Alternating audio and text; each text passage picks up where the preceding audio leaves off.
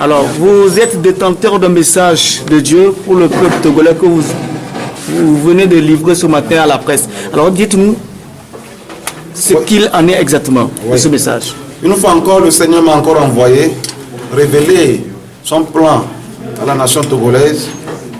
Et c'était le 27/09/2019. Le Seigneur me disait, mon ouin, les dépouilles du butin des Togolais seront distribuées bientôt. Ils mangeront à leur faim, au nom de Jésus. Un peuple sans vision est un peuple sans faim. Il est temps pour le Togo de rentrer dans ma vision par l'homme que j'ai choisi.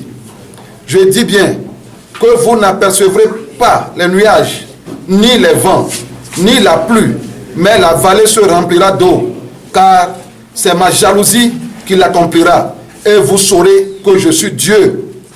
Je fais ce que je veux.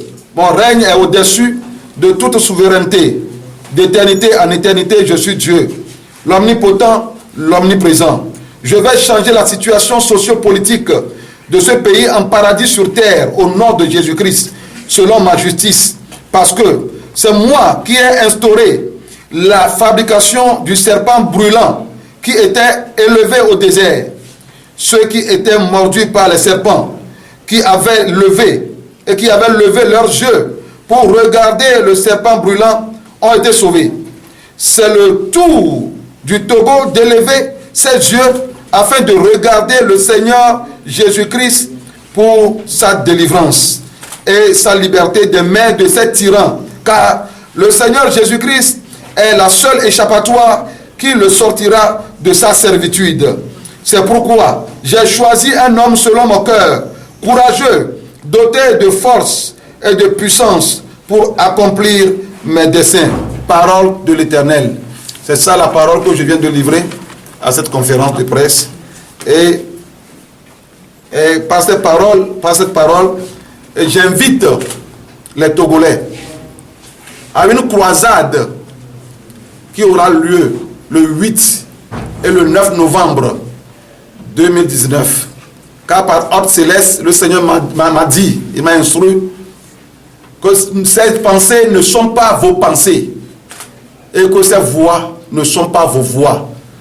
Autant les cieux sont élevés au-dessus de la terre, autant ces voix sont élevées au-dessus de vos voix et ces pensées au-dessus de vos pensées. Si, au commencement, la terre était informe et que par sa parole, l'eau s'est rassemblée en un seul lieu et la terre apparut, le salut du peuple togolais paraîtra aussi.